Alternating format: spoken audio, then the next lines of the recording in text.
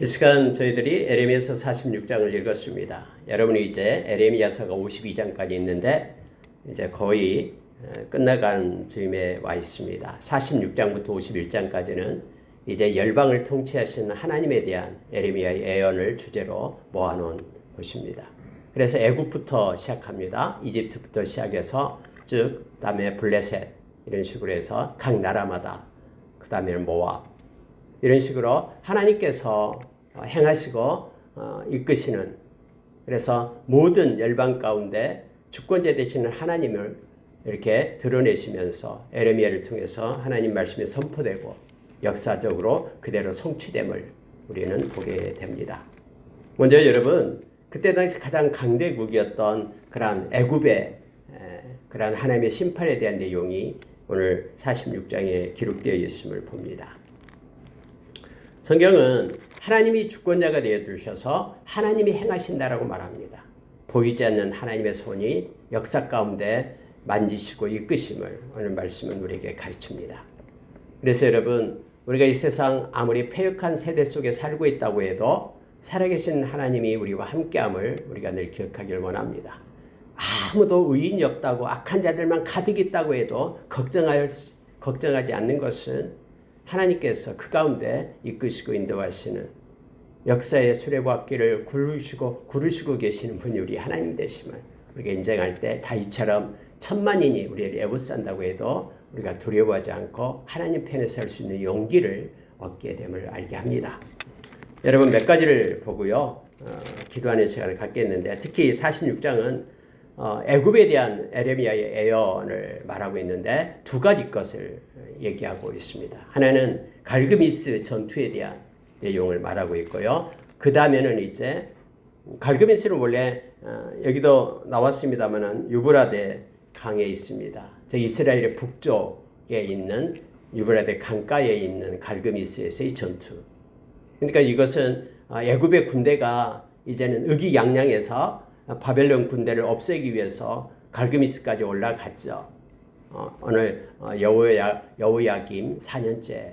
근데 그 전투에서 싸워보지도 못합니다. 두려워 벌벌 떨면서 그들이 도망치는 그런 내용으로 첫 번째에 에레미야 예언이 기록되어 있고요. 두 번째는 뭐냐면 이제 바벨론 느부갓네살 군대가 어디까지 가냐 그러면은 바로 그 애굽에 있는 곳까지, 애굽에 있는 도시 성까지, 여기서 나오는 놉도 들어가고요, 또 다마네스도 들어가고요. 그러니까 애굽의 그 중앙까지 진출해서 그들을 패배시키는 그러한 예언이 기록되어 있음을 보게 됩니다. 이렇게 말씀으로 예언하고 또 하나님께서 하나님의 손이 행하심으로 인하여 역사적으로 이 모든 일들이 일어났음을 우리는 잘 알고 있습니다.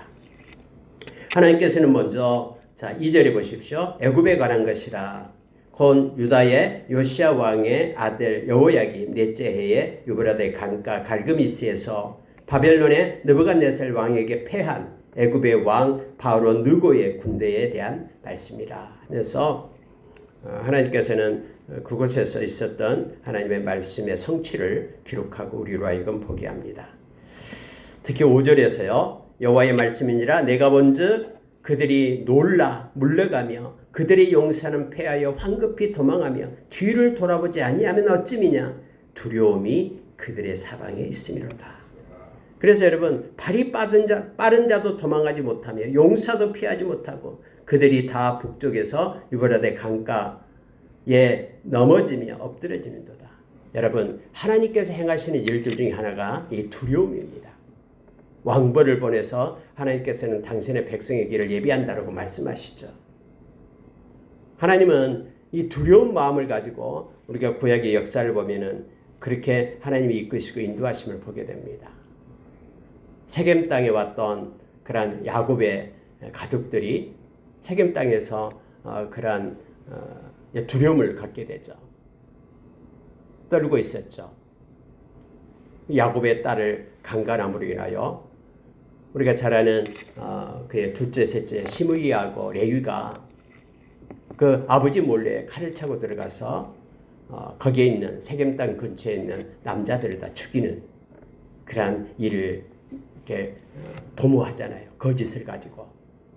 우리에게 속해서 할 일을 받으라. 그리고 우리가 하나 합친하자 해가지고 몰래 틈을 타고 들어가서 그들을 죽여버려요. 그래서 야곱이 그것 때문에 너무너무 걱정을 하죠. 그때 하나님께서 베델로 올라가라 라고 말하죠. 그곳에서 나에게 약속했던 예배를 드려라. 원래 여러분 야곱이 그렇게 하란 땅으로 가게 될 때에 그가 하나님을 만나잖아요. 베델에서 하늘이 열리는 것을. 그래서 그가 하나님께 약속을 하죠. 하나님 나를 이곳에 무사히 오게 하면 내가 이곳에 기름을 붓고 하나님께 예배하겠습니다. 근데 베델에 올라가서 예배를 하라고 말합니다. 그런데 그때 성경은 뭐라고 얘기하냐면은 야곱이 무리를 데리고 베델로 올라갈 때 이제 정결한 의식을 하고 상수리 나무 밑에 모든 하나님께서 가증스럽게 얘기하는 것들을 다 내려놓고 올라갈 때 하나님이 주변 사람들에게 두려움을 주는 거예요. 그래서 어떤 것들을 접근하지 못하게끔 하나님께서 그렇게 행하시죠. 여러분 이스라엘 백성들은 세 가지 절기를 지켜야 됩니다. 일주일간 축제를 하게 되죠. 우리가 잘 아는 6월절 무교절이 있죠. 그리고 7.7절이 있죠. 그리고 장막절이 있죠. 이 세 개 절기는 각처에 있는 사람들이 예루살렘에 올라와서 하나님 앞에 예배를 드려야 됩니다. 축제 기간 동안에.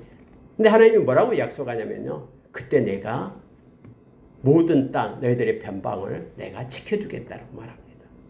그래서 주변에 많은 적들이 있잖아요.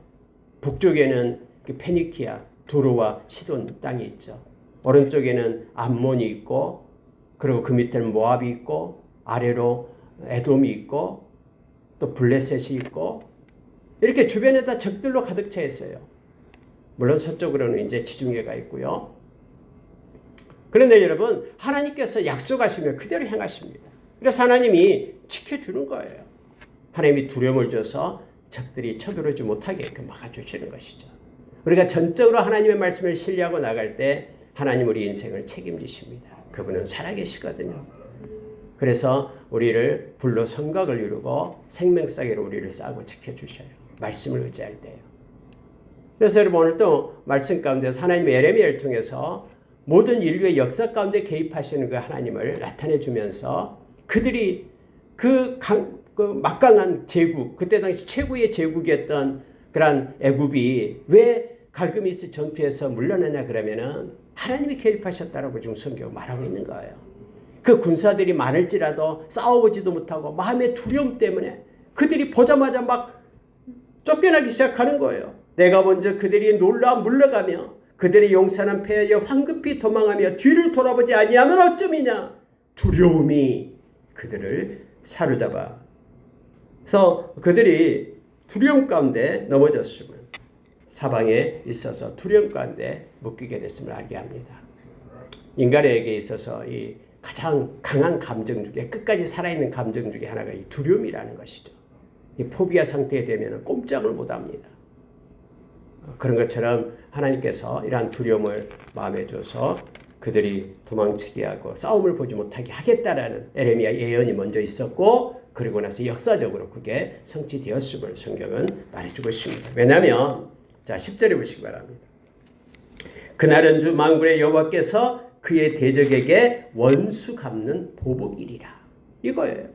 그날은 하나님께서 원수 갚는 보복일, 하나님께서 정한 보복일이다라고 말하고 있습니다. 그래서 10절의 하반절에 보니까요. 주 만군의 여호와께서 북쪽 유브라데 강가에서 희생제물을 받으실 것이미로다 라고 희생제물이라는 뜻을 써요. 이 말은 죄값이다라는 뜻이에요. 그들의 죄값을 하나님께서 받으시는 것, 반드시 그들이 죄값을 지불하게 될 그 전투이다 하면서 예레미야를 통해서 하나님의 역사의 예수님을 보게 됩니다. 처녀딸 애굽이여 길앗으로 올라가서 유향을 취하라. 네가 치료를 많이 받아도 효력이 없어 낫지 못하리라. 수치가 나라들에 들렸고 내 부르짖음은 땅에 가득하였나니 용사가 용사에게 걸려 넘어져 둘이 함께 엎드려졌습니다. 해서 용사가 용사 어떤 용사든 다 넘어져고요. 치료도 받지 못하고 그곳에서 완전 대패를 합니다. 그리고 애국 군대가 물러가는 역사적인 사실이 있었음을 보게 됩니다. 여러분 왜 길앗으로 올라가서 유황을 취하라 이렇게 말합니까? 원래 그때 길앗 지역은 이스라엘의 동쪽에 있었잖아요. 그곳은 유황으로 유명합니다. 유황은 치료제예요. 그래서 아무리 치료를 하려고 길앗 가서 유황을 취해봐라. 그것이 치료가 되겠냐라는 거예요. 이 중요한 게 하나가 있는데요. 여러분, 하나님이 심으면은 뽑을 자가 없고요. 하나님이 무너뜨리면 세울 자가 없습니다. 우리가 이미 보았죠. 하나님께서 이렇게 말씀을 했잖아요. 44장에서 그렇고 43장에서도 그렇고요.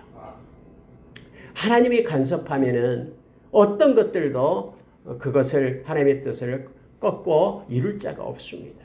그래서 길앗에 가서 아무리 치료제를 유황을 갖다 사다가 발라봐라. 그것이 너희를 치료할 수 있는지. 이것은 하나님께로부터 난 것이기 때문이다라고 지금 말씀하고 있는 것입니다. 여러분, 우리가 하나님을 보는 눈을 상실하고 하나님에게 시선 고정을 하지 않는다 그러면은 우리는 환경을 보고 우리 자신을 보고 우리 자신의 경험과 지식을 붙잡고 살아갑니다. 그러나 우리의 눈을 들어 하나님을 보게 될 때 하나님으로부터 모든 것이 나왔음을 우리는 기억해야 됩니다. 야고보서 3장에서는 야고보 선생님 우리에게 그렇게 말합니다. 세상의 지혜를 구하지 말라. 이 세상의 지혜는 언제나 세상적이고 마귀적이고 그리고 정욕적이다라고 세 가지 특징을 얘기하고 있죠. 그래서 다툼이 일어나고 서로 자기중심으로 싸우고 서운해하고 시기와 질투가 일어난다고 말합니다. 그런데 너희는 하늘의 지혜를 구하라라고 말합니다. 하나님이 주신 지혜는 그래서 나타나고 있죠. 야고보서 3장 후반부 17절 이하에서 나오고 있습니다. 하나님의 지혜는 첫째 성결하고 양순하고 성결하고 화평하고 그리고 관용하고 양순하고 또 긍휼이 많고 선한 열매가 가득하고 거짓과 편견이 없다.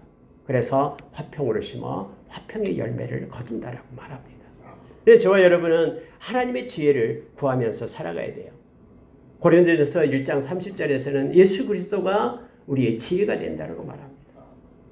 예수 그리스도께 그래서 나가며 의지하며 주님을 따르는 함께 동행하는 삶을 살 때 우리가 지혜를 얻게 됨을 알게 합니다. 여러분, 하나님께서 심으면 뽑을 자가 없고요. 열어놓으면 닫을 자가 없다라고 성경은 가르쳐줘요. 아무리 세상의 방법으로 유황을 가지고 치료를 한다고 해도 너희들이 낫지 못할 것이다. 왜요? 하나님으로부터 낫기 때문에.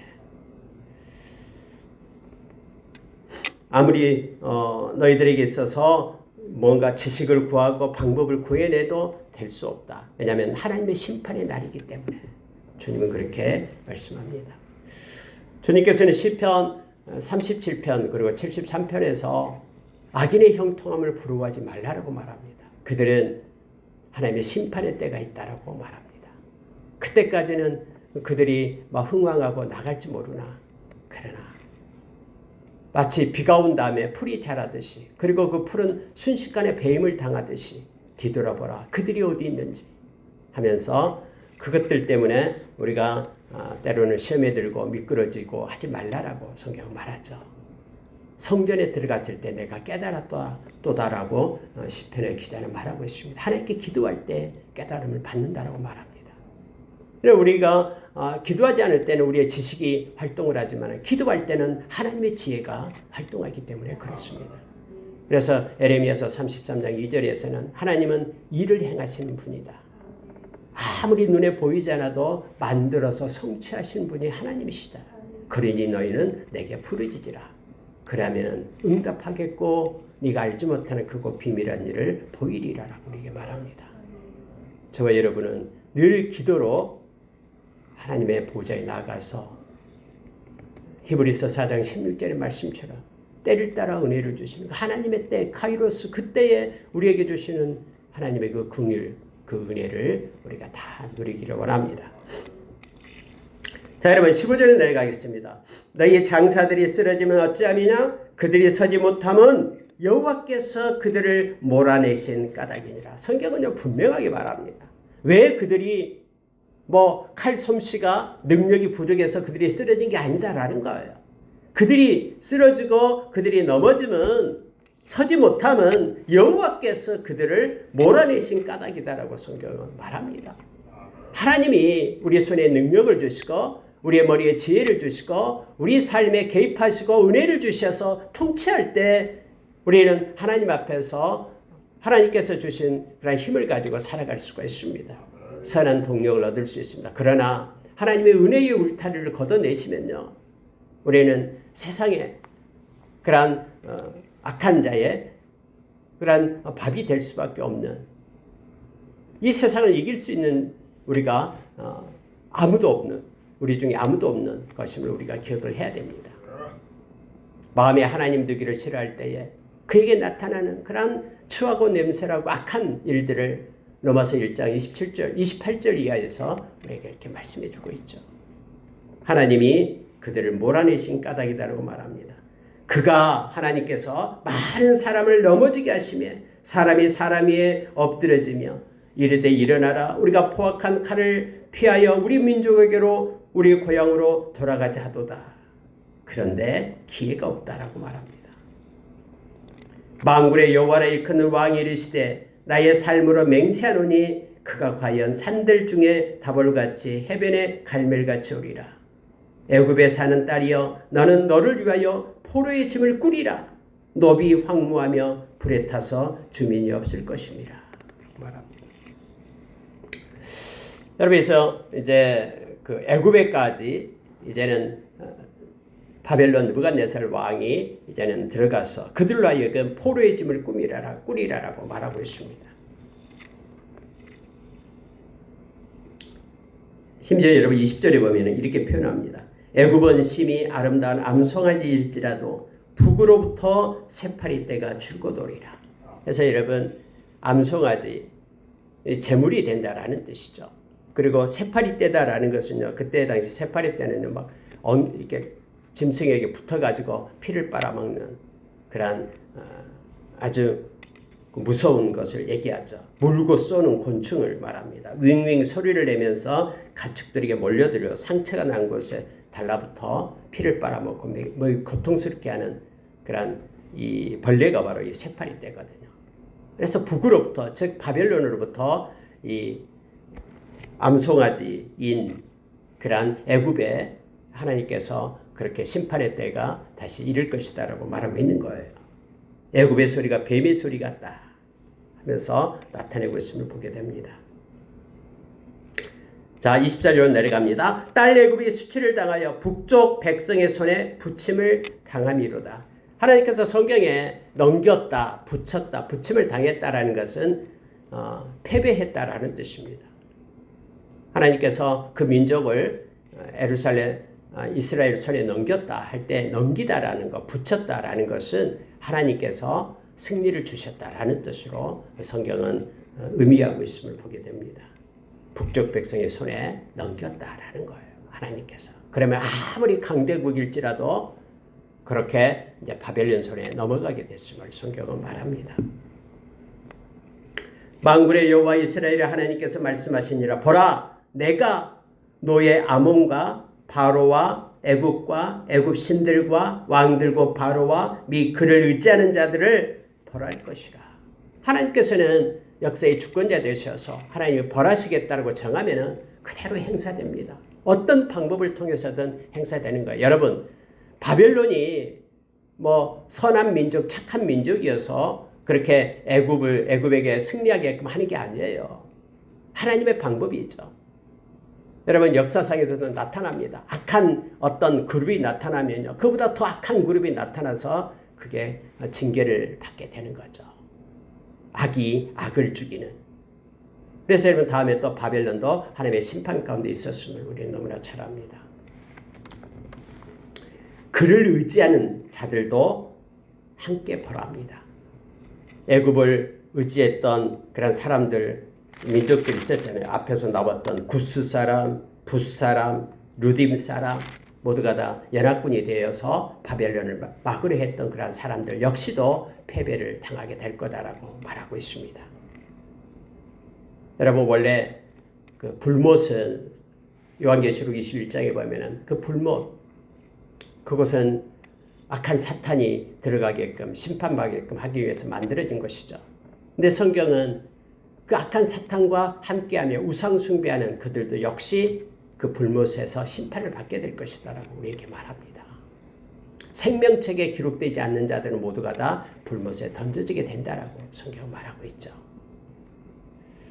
우리가 요한계시록 21장 8절에 보면은 특징적으로 8가지를 그렇게 말하면서 그들이 우리 주님께로 돌아오지 않는다 그러면은 모두가 다 백보자 심판을 받고 그리고 20장에서 백보자 심판이 임하고요. 그리고 나서 불못에 던져지게 됨을 성경 말합니다. 여기서도 애굽을 의지하는 모든 이들도 역시 함께 하나님의 심판 가운데 머물게 됨을 성경은 말하죠. 특히 우상 숭배가 그렇습니다. 수치와 부끄러움을 당하게 되는데요. 그들은 우상을 만드는 자, 또 우상을 그걸 받고 섬기는 자, 그 모두가 다 같은 심판 가운데 있게 된다고 성경은 말합니다. 여러분, 근데 이러한 하나님의 역사적인 심판 가운데도 하나님께서는 26절 한번 보십시오. 하반절에 이렇게 말합니다. 그럴지라도 라는 단어가 들어갑니다. 그럴지라도 그 후에는 그 땅이 이전같이 사람 살 곳이 되리라 여호와의 말씀이니라. 하나님이 어느 기간 동안 심판하시고 또 그 위에 있을 때는 하나님의 긍휼을 베풀기도 합니다. 그래서 그 후에는 사람이 살 곳이 되리라 하면서 하나님께서 이끌어 주셨음을 봅니다.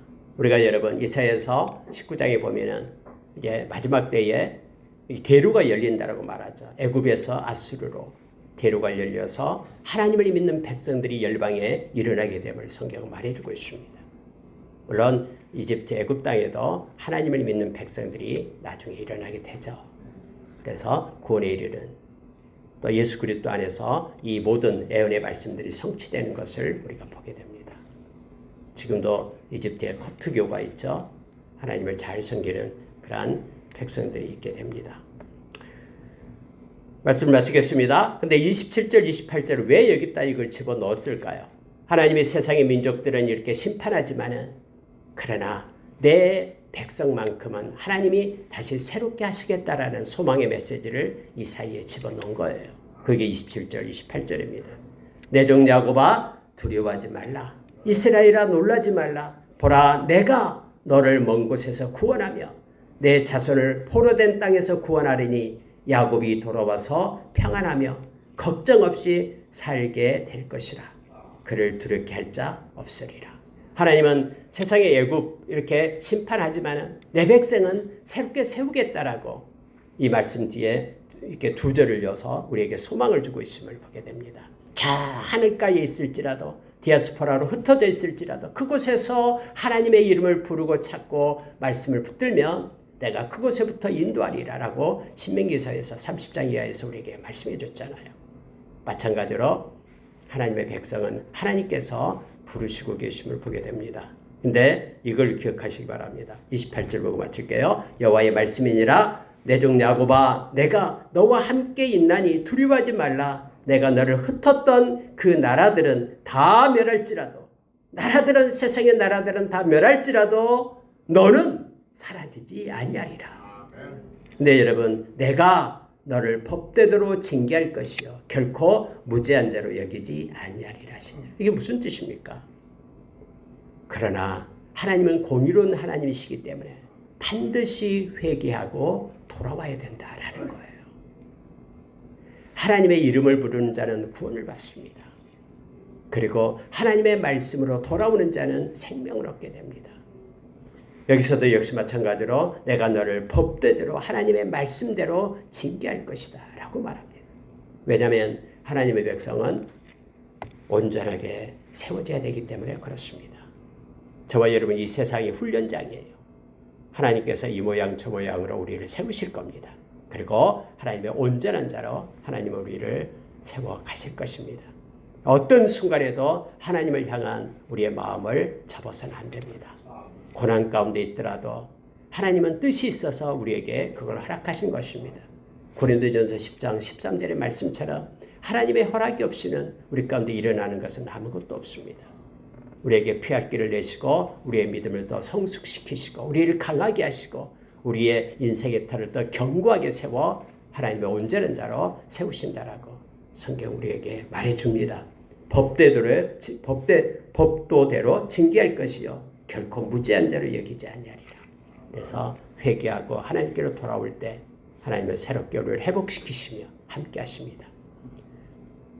세상의 나라들은 또 악한 자는 멸망할 것을 멸망하지만 하나님의 백성은 단련되어 새롭게 되고 온전케 세워지게 됨을 성경은 가르치면서 너희들은 두려워하지 마라. 하나님께로 돌아오라 라고 말씀하고 있음을 봅니다. 말씀 마치겠습니다. 이제 오늘 46장부터 시작해서 열방에 대한 하나님의 심판이 임하게 되고요.